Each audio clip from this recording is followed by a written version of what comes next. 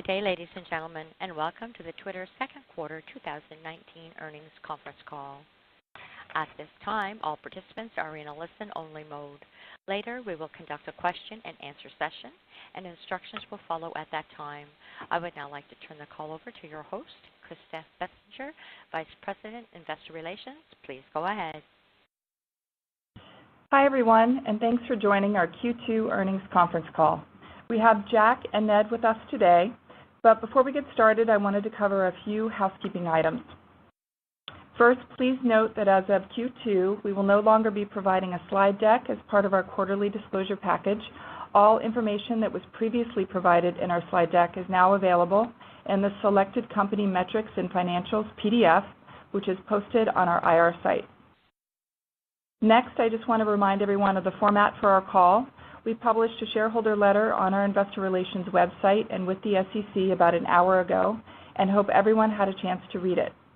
Because the letter has a lot of detail, we will keep our opening remarks brief and then dive right into your questions.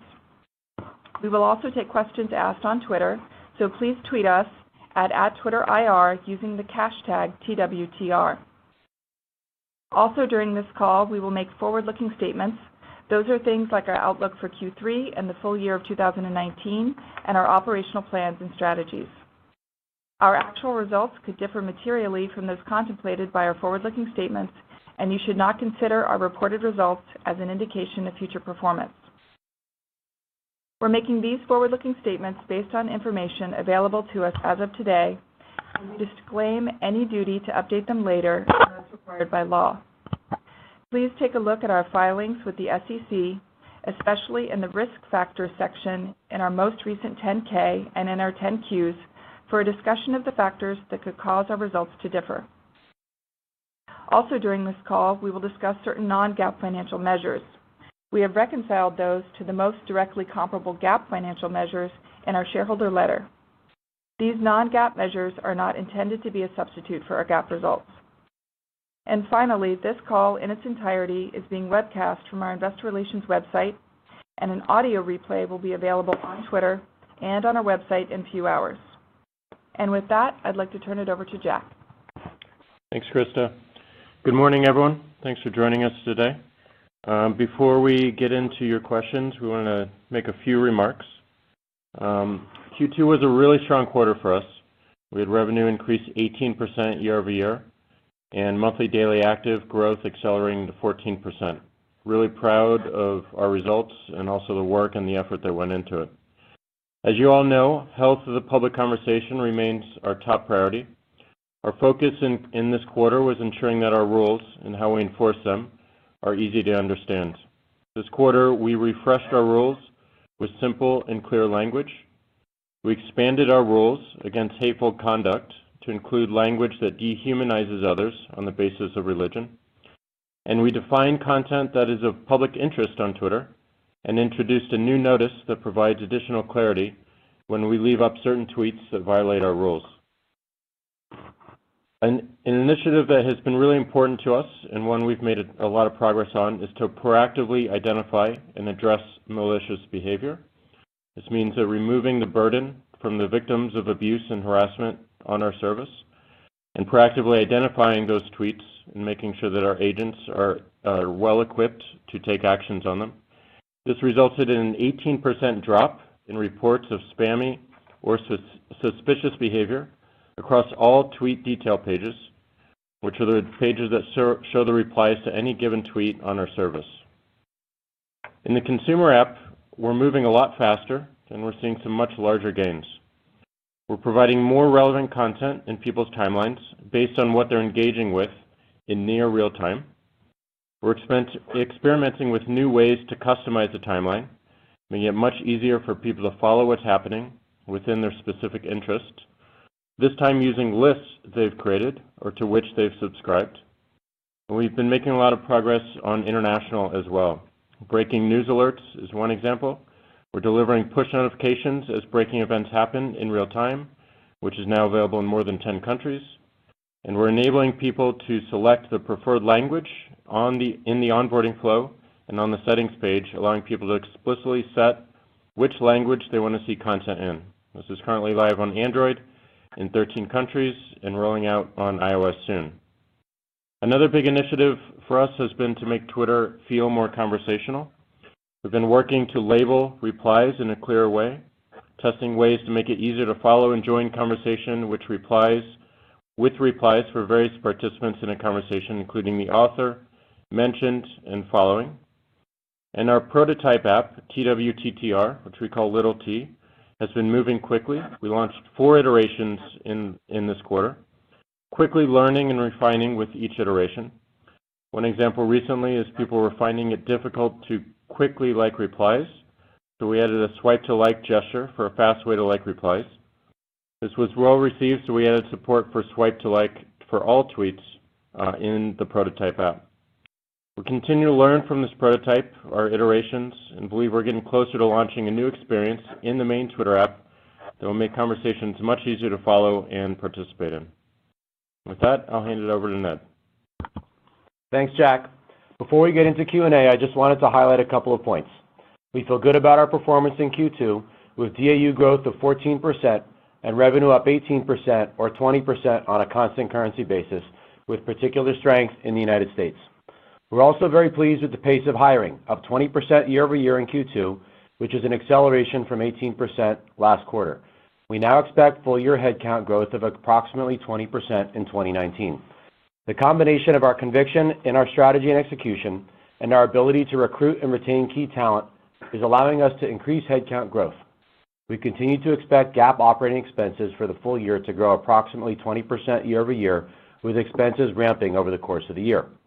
You'll note that our guidance range for Q3 reflects lower revenue growth than we delivered in the first half of 2019. This is driven by a couple of factors. The first is the comparison we face as we lap our global business recovery in the second half of last year. As you may remember, we've got particularly difficult comps in the US and Japan, our 2 largest markets, 28 and 24% in the United States, and 44 and 30% in Japan in Q3 and Q4. The second is the recent decisions that we've made to deprecate certain legacy ad formats in order to better serve our customers and drive greater focus in revenue product. Increasing the stability, performance, and scale of our ads platform in general, and our mobile application download product in particular, will take place over multiple quarters with a gradual impact on revenue. We're confident that focusing on our most important products, delivering higher performing, better formats for our customers, and creating a path to more direct response ads over time will deliver better outcomes for all of our stakeholders for years to come, but it does require focus and tough near-term decisions. With that, we're ready to take your questions. Operator? At this time, if anybody has a question, please press star 1 on your telephone keypad. Again, that would be star 1 on your telephone keypad. We'll wait just a moment to compile a Q&A roster. Your first question comes from Doug Anmuth from J.P. Morgan. Your line is open. Thanks for taking the question. Jack, you're coming up on 2 years of the heavy health work efforts here on the platform. Can you just talk about how you'd characterize your success so far in improving safety and security? And do you think that you've turned the corner on health work from weighing on user growth to now helping actually drive user growth? Thanks. Yeah, thanks, Doug. As we've talked about on this call before, we do believe that health is a long-term growth vector for us. And we have been doubling our efforts to make sure that we can address all the issues that we're seeing on the service. As I mentioned in my opening remarks, the big focus for us over the past year has been to proactively identify content on Twitter that would violate our rules so that we don't require a report. As you know, a lot of our infrastructure in the past was dependent upon reporting of content by the individuals who were receiving the abuse or harassment, and also folks who were bystanders. We have made significant progress on that and saw an 18% drop in reports this past quarter, which is meaningful and something we want to continue to build around. A lot of this is a focus on building more technology to address the problems, and I have a lot of confidence that we have a lot of great work ahead of us that will continue to leverage to help that situation. I do believe that health is going to be an ongoing initiative for us. I do believe it's going to be our #1 priority for quite some time. There will always be changing dynamics that we need to address, but we are getting better and better at recognizing them faster and more than anything else, being able to act on them faster. I think this also speaks to a broader shift in the organization. We've spent a lot of time looking at agility within our developer organization. We're moving much, much faster on the health initiative, but that's also allowing us to move much faster within consumer and within our revenue products as well. So we are finding a good development engine, and we are better aligning all the teams to make sure that we focus not only on the clear and present initiatives, but we're able to move much faster with much more agility going forward in everything that we take out. So our focus, our execution, and how we see results and learn from those results have been really, really excellent over the past 2 years, and I only expect that to continue and to quicken. Great. Thank you, Jack. Thank you. Thanks. Next question, please.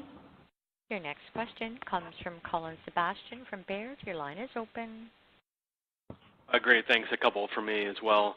I guess first off, if you could talk about the expansion of the sales team, what you're seeing in terms of improvements in productivity, and then more broadly on the headcount increases, which areas of product development will gain the most from that? Thank you. Hey, Colin. As we talked about over the last couple of quarters, we continue to invest to drive growth across the company's greatest priorities. Health first. Conversations is a way to continue to grow the audience, our revenue product, and sales and platform.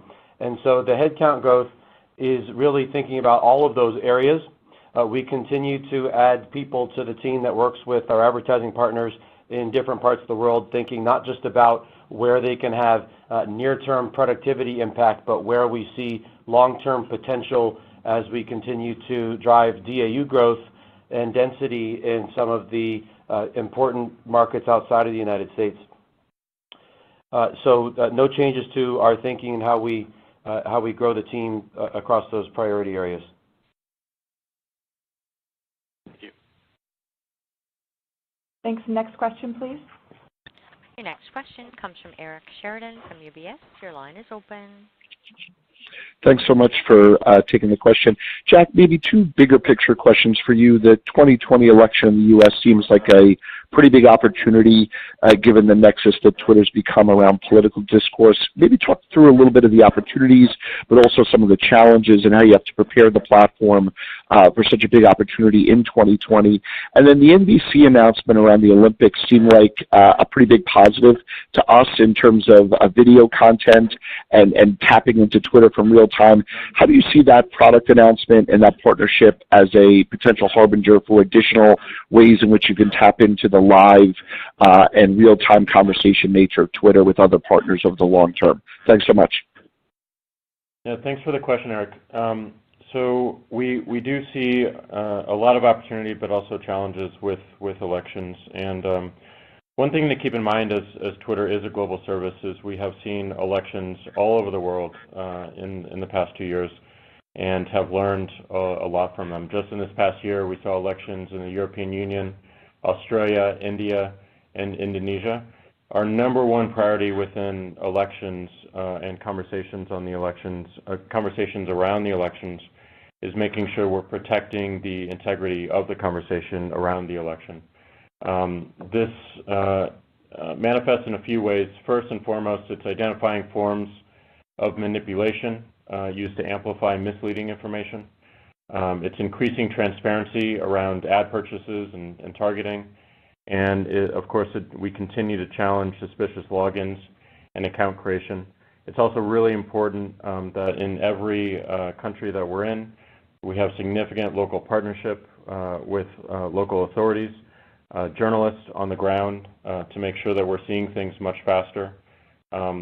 This is all in a category of misinformation and misleading information, and this is our #1 focus as we consider the election. That said, the opportunities are certainly vast. We do see, obviously, a lot of conversation around news and politics, around the democratic debates, and we believe that Twitter has an important role to carry these conversations and to help people learn about what's unfolding within all their countries. So we want to make sure that we are present and that we're organizing the conversation in a way that people can learn from immediately. In terms of the Olympics and live, as we've talked about on these calls for some time, we think video is an amazing trend, but an amazing complement to conversation. And our work with video and with these live events is to make sure that we can enrich the conversation, to make sure that more people can reach and participate within these events, more people can opine on what they're seeing, and also see the roar of the crowd, but also a recap of everything that happened that they may have missed in the time. So we're really excited about these events, from sports to news to entertainment, and it has been something that we feel has made the conversation on Twitter and around the world much stronger and much more interesting. Great, thank you. Thank you. Next question, please. Your next question comes from John Blackledge from Cowen. Your line is open. Great. Thanks. A couple questions on the DAUs. So in second quarter, the growth was better than expected. If you can just discuss some of the key drivers of the growth, and any color on key markets driving international market DAU strength in the quarter. And then, Jack, you mentioned improved agility. What's driven the product improvement cadence and agility recently versus the past couple of years? Thank you. Thanks, John. I'll start and turn it over to Jack. So on the DAU growth, we were pleased with the breadth of our performance. As you may have noticed, the U.S. DAU returned to double-digit growth at 10% to 29 million, and international grew 15%. When you unpack the international, although we didn't break it out by geography, we did see broad-based DAU growth that we feel good about, and that leads us to want to continue to focus on the opportunities that we see outside of the United States as well. When you step back from the DAU growth and you think about what's driving it, Jack went through some of the specific product things that we've done in his opening comments, but it's important to consider that when we talk about relevance quarter after quarter, it's an important reminder that relevance isn't something that you cross off the list and you move on to other things. It's something that you can continue to iterate on and improve around, and that the improvements that we make to the service one quarter benefit people who come to the service many quarters later. And so we look at this 14% year-over-year growth we delivered, and we see the cumulative benefit of the last few years of work that we've done to improve the service, to drive relevance, to make Twitter more conversational, to make it easier to find the topics and events that people care about most. Let me turn it to Jack to talk about the agility question. John, I guess there's three big things here. One is just focus. The second is around our technology, and the third is around our people. So in terms of focus, we know what we are now, and we know what sets us apart from our peers and our competitors. We know why people use the service, why they get value out of it, and that's allowed us to really prioritize what matters most and shut down things that don't contribute to that purpose and contribute to that focus. And that has been quite clarifying and has allowed us to really organize our teams in a much stronger way so that we can move much faster. Number two is we've just been applying a lot more machine learning and deep learning to nearly every aspect of the service, every problem. We've gotten a lot better at refactoring some of our older platform and infrastructure. We've gotten better at hiring and acquiring teams that are focused on bringing a much higher bar of machine learning and deep learning discipline to every problem domain that we face. And we approach every problem now with technology first. And that has been a pretty marked shift within the company. We were fairly mechanical, 3-4 years ago, in most of the things that we did. So we're seeing that within the experience, we're seeing that within health, and we're seeing that with our infrastructure as well, from the consumer side all the way to the revenue product side. And then the third is around people. We have the benefit of having some really amazing people with a lot of heart, a lot of care, and a lot of strength and resilience who are focused on doing the right things, but we continue to hire folks who inspire others to join the company as well. We just made a major hire within our design team, Dantley Davis, who is leading our design efforts, which will give us a lot more clarity on the experiences that we're creating, how it feels, but also providing that amazing design level thinking to everything that we do, not just the product, but around the company. So these three things together have allowed us to move much faster in a more focused way that will result in a greater impact and certainly a whole lot more agility, but we benefit across the board from it. Thank you. Thanks. And next question, please. Your next question comes from Mark Mahaney from RBC. Your line is open.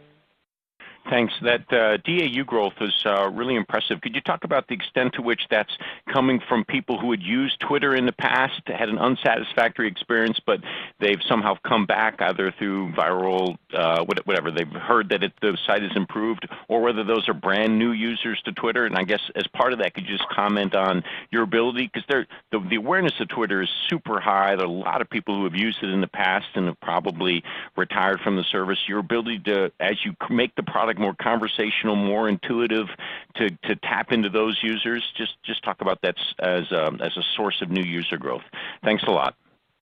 Hey, Mark, thanks for that. So when we look at how the composition of the people who are new to that DAU bucket, we definitely would think about them in two areas. It's the people who've been on Twitter before, who are coming back more frequently than they may have in the past, and people who are new to the Twitter. As we've talked about for some time, when we look at the funnel, the people who come to Twitter, we've been remarkably consistent at the top of the funnel in terms of having a lot of people come to the service every day, whether they come because of a link, because they went to the app on their phone, a notification, or they searched for something somewhere else and it brought them to Twitter.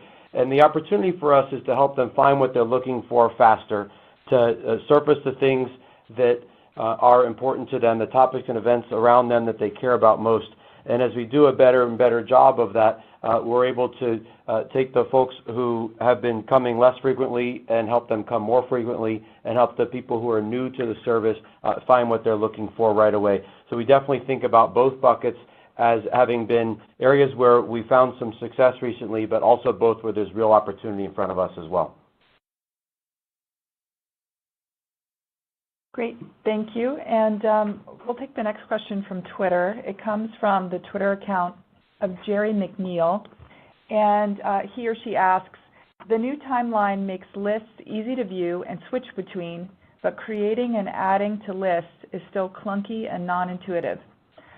Will there be changes to the list creation feature to better leverage the timeline customization soon? Thank you, Jerry. This actually speaks a little bit to Mark's question as well. We have a number of primitives within the app, like List, that we have been looking pretty deeply at and considering. These are very powerful features that a number of people who have been on the service for quite some time are active today or coming back to the service got a lot of value out of. And the interesting thing about List is it hits exactly what we're trying to do with topics and interest. People spend a lot of time finding accounts and putting them in a list, following those lists. The simplest thing that we did recently was we made those lists accessible right from the timeline. So if you do create your own list of topics around, say, cryptocurrency, you did all the work to find all the interesting accounts within the cryptocurrency space, and you've created that list. In the past, it's been really hard to find that. Now it's right at the top of the timeline. You can switch between the home timeline. You can go right to that list. You can also go to any list that you've subscribed to. The next step of that, as you allude to, is making list creation much easier, making it much more accessible to more people, and giving more control over that. we're doing all this work in the spirit of interest in topics, in events, and we think this will be extremely impactful, and it's adding a new set of functionality around not just being able to follow accounts, but generally more topics, more interest. We think this is certainly interesting and relevant within the experience, but we also think there's a huge opportunity within onboarding as well. A lot of you have probably had an experience where the easiest and best way to get someone onto Twitter is to show them who you're following and help them find those accounts as well. With List and with these recent moves that we've made, this makes it much, much easier to give people kind of a starter pack around any topic or interest that they might have, that they can easily follow and get a timeline and a very rich experience almost instantaneously. So this is something that we're really considering. I'm really excited about what we can do with lists and topics and events, and I think it'll have a massive net positive impact on the service. Great. Thanks, Jack. So next question, please, operator.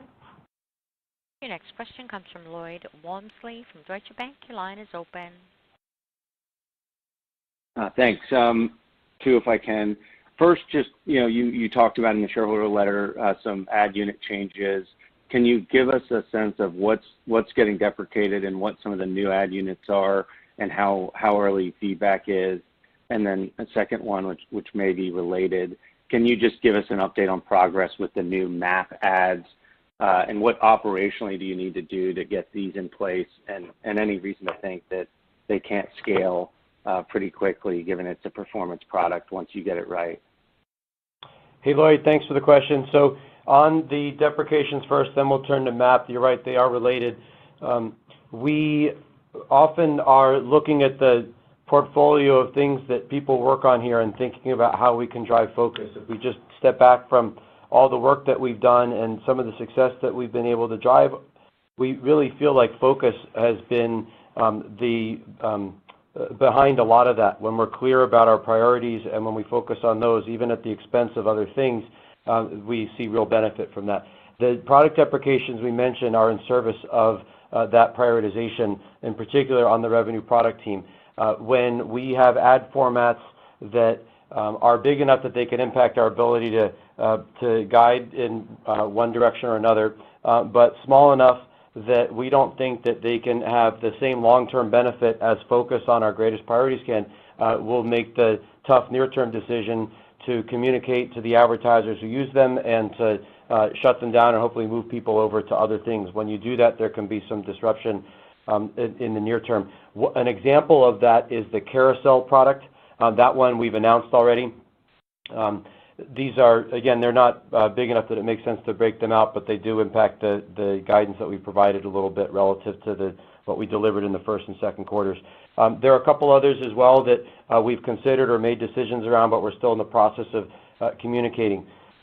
This is all in service of those two big priorities that we've talked about for the revenue product team. The first one is the work we're doing on our ad server to make sure that it is positioned to allow us to move quickly, to try new things, to attract great people to the company who want to work on the latest technology and who are positioned to move quickly once they get here. The second one is MAP, which is the mobile application promotion ad format that it has been a really successful format for us in the past, but one where we know we can deliver better, where we believe that we can deliver better relevance, we can help advertisers declare their objectives better, we can help them move faster and deliver a stronger ROI for them.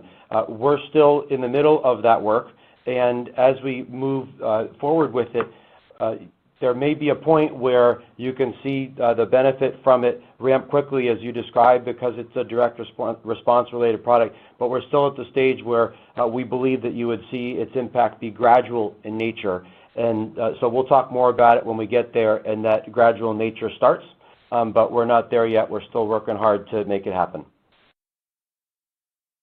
Great, thank you. Thanks. Next question, please. Your next question comes from Brian Nowak from Morgan Stanley. Your line is open. Thanks for taking my question. I wanted to ask about, you mentioned in the letter you're experimenting with some new ways for people to better customize their home timeline and sort of follow interests a little better. Maybe talk to us a little more tangible examples of kind of what you're changing and what are you seeing in the early tests from an engagement or a retention perspective. Thanks. Yeah, so I'll speak to the first part of your question, Brian. We started this work some time ago. About 3 years ago is when we first started ranking the timeline by relevance. So we moved away from a pure reverse chronological model. Over the past year, we introduced some controls at the top of the timeline to enable people to quickly shift from reverse chronological to a ranked timeline, and this was very well received by our customers. It led us to believe that we could do even more. The most recent is around putting lists right at the top of the timeline. So now people have an experience where if they've subscribed to a list or created a list, they can quickly switch between the home timeline and also their list. We want to add a lot more controls to this in particular. And we want to make sure that we are giving people control within these timelines around relevance, as we've talked about for some time in the past, potentially even following topics, following interest, following locations, everything that really corresponds to getting people to a much more relevant timeline per topic, per event, or per a enduring interest much faster. We believe this will create an experience where people can easily follow communities that they're interested in and go very deep and really focus the conversation, focus their timeline on that. So the most important thing for us is this agility aspect, that we can quickly experiment and that we can quickly learn and we can co-create with the customers that we serve so that we can see what's working, what's not working, what they love, what they don't, and make some informed decisions based on that. So that machinery within the company and that practice has really improved over the past year. And as we've talked about, the timeline is where people spend the majority of their time. A focus on making the experience much more relevant, enabling people to additionally make it more topic and event focused and interest focused is something that has been very well received, and we're excited to continue. And we're especially excited about everything that this year will bring along that dimension. Ned? Hey, Brian, just to go to the second part of your question around results. Remember, DAU is just going to be the best way to tell if we are delivering impact for people, because if we're giving them a good experience, if we're doing all the things that Jack described, they're going to come back to Twitter every day. They're going to come to find out about the topics and events they care about most, and they're going to engage with the service and be a part of the conversation. So that's why we'll keep talking about DAU on these calls for your benefit.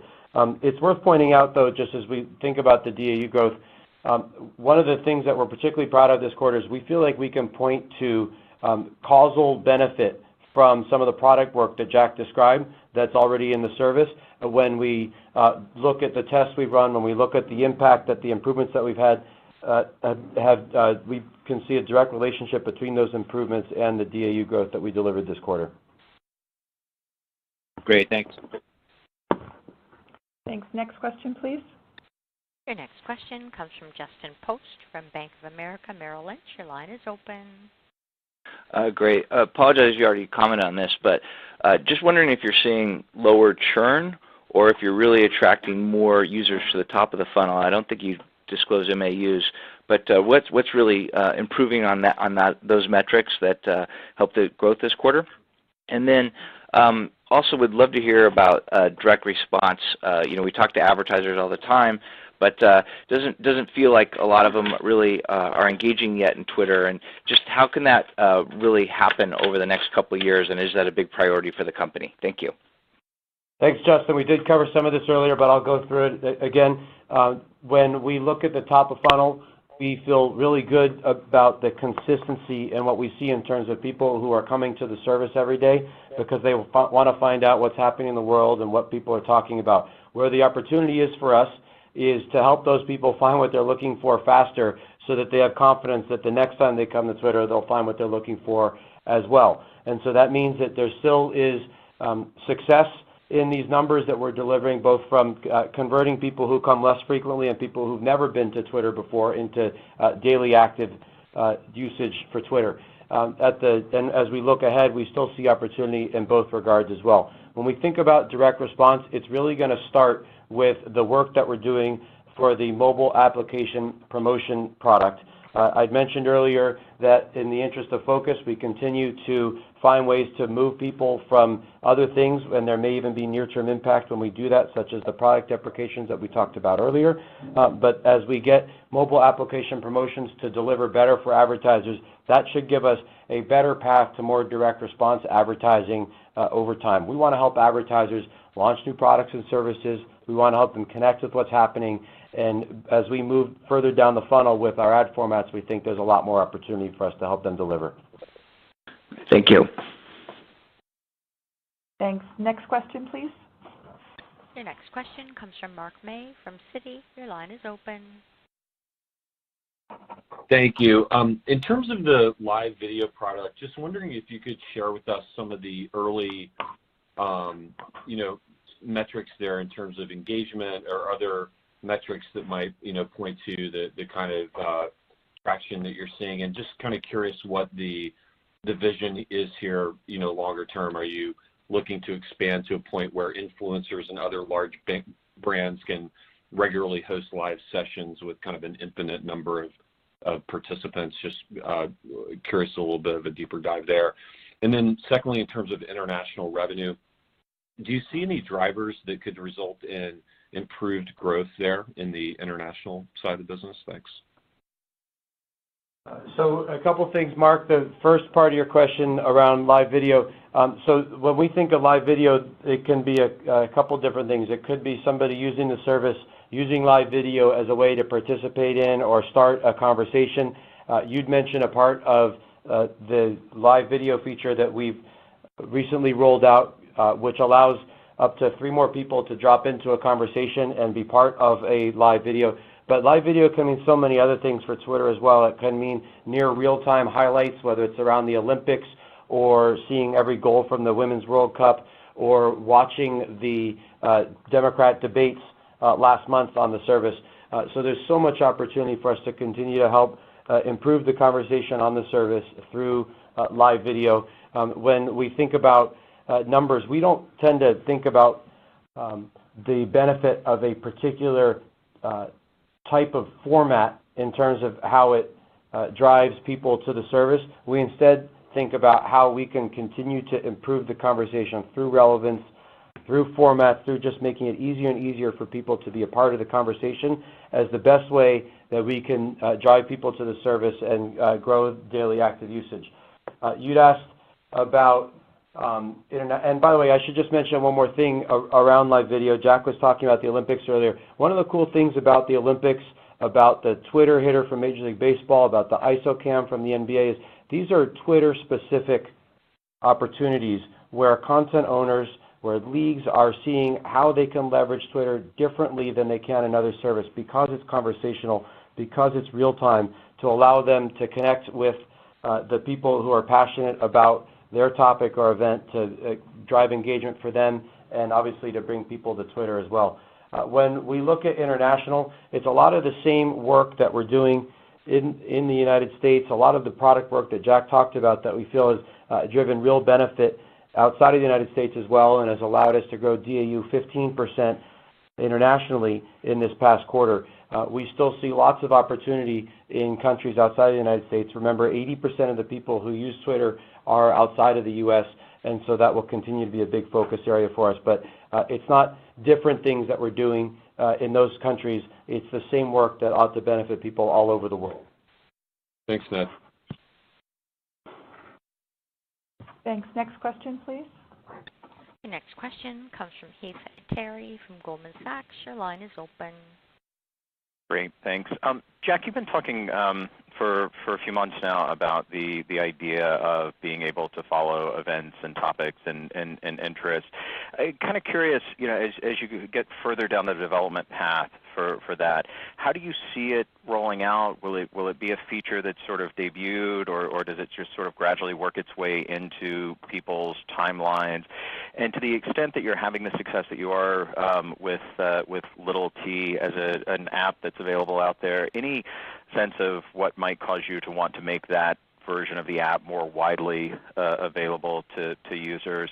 And then just Ned, one, I guess, hopefully quick one. As we look at the 300 basis points of acceleration in the advertising line this quarter, is there anything in particular, particularly in the U.S. business, that you would call out as being behind that, whether it's improvements in the ad tech stack, growth in your advertising base, anything that in particular we should be focused on?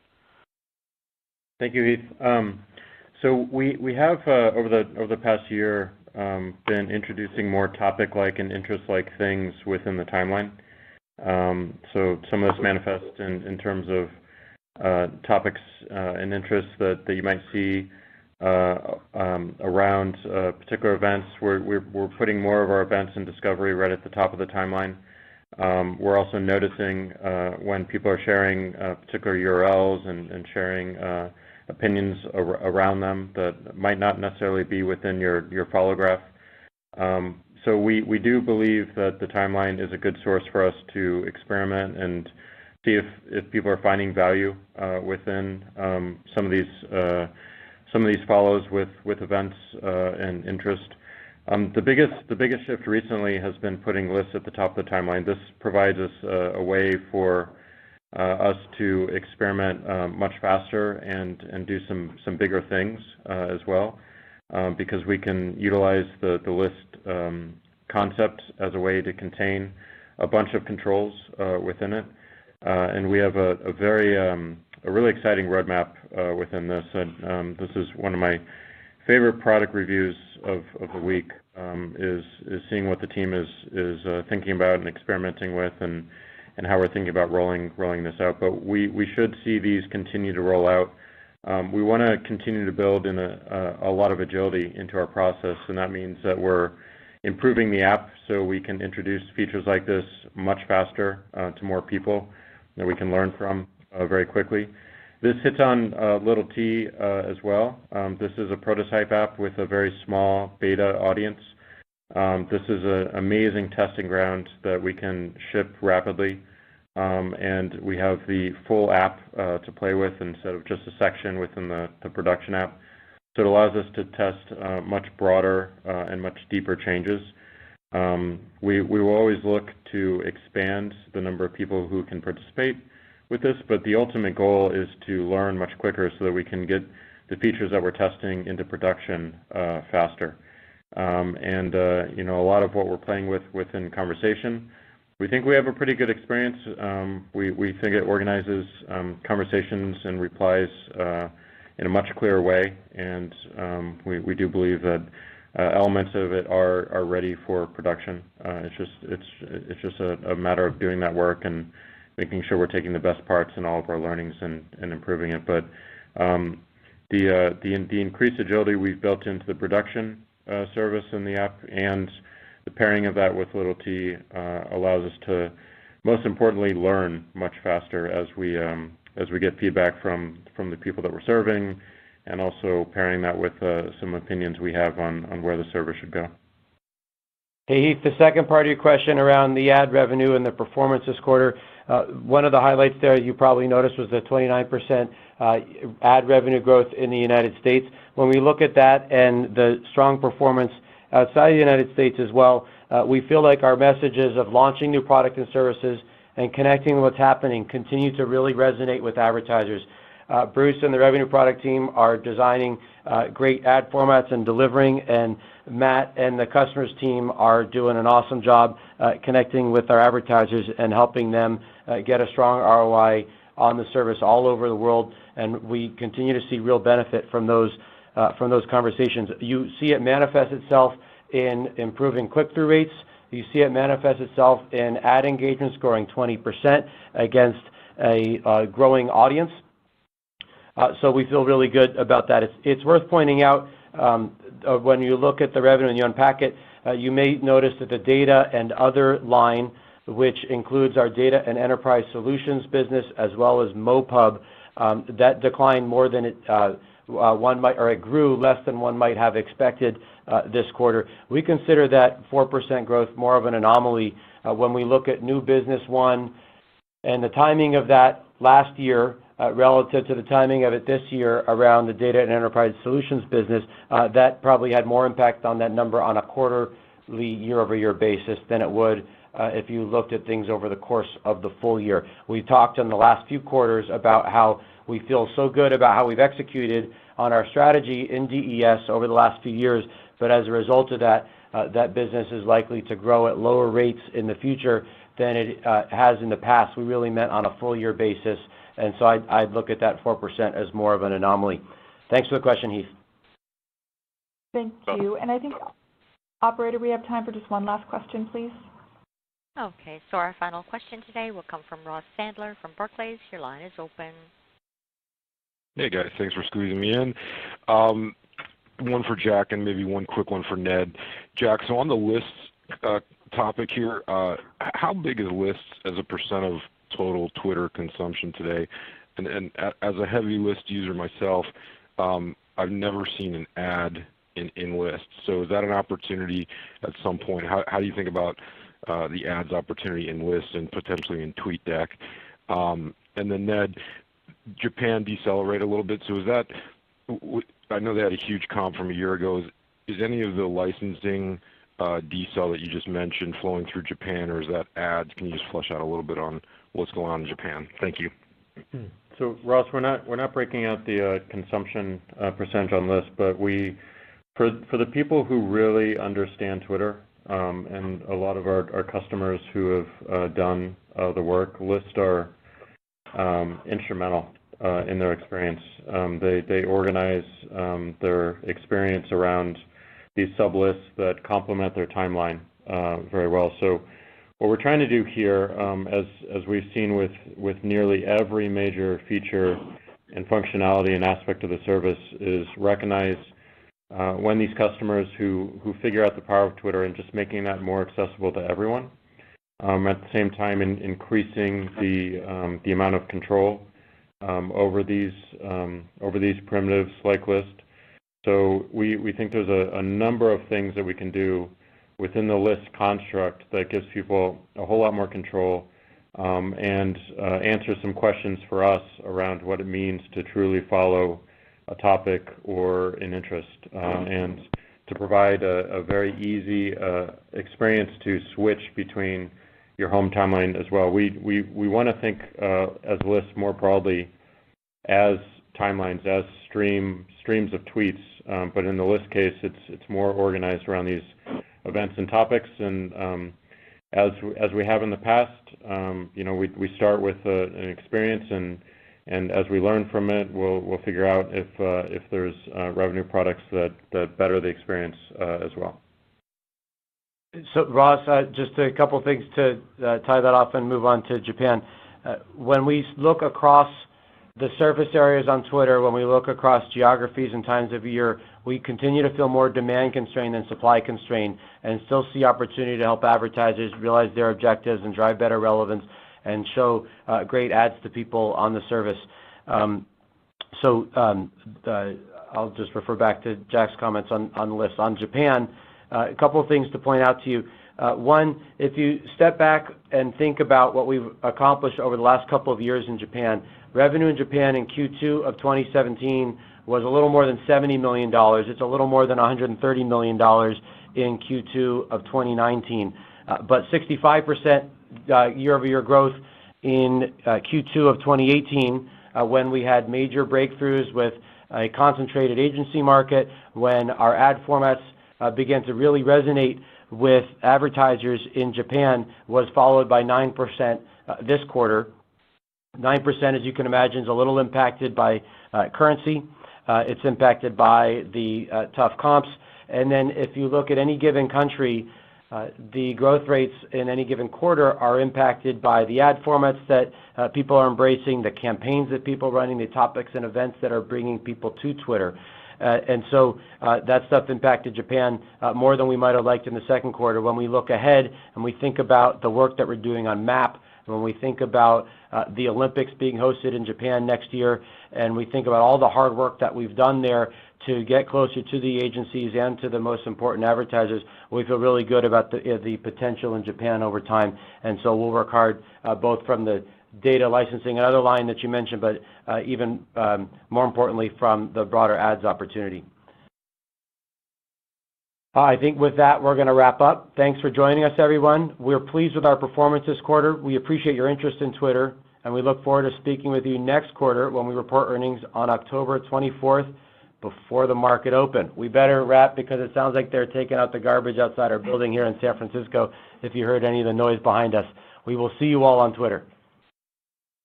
Thank you, everyone. This will conclude today's conference call. You may now disconnect.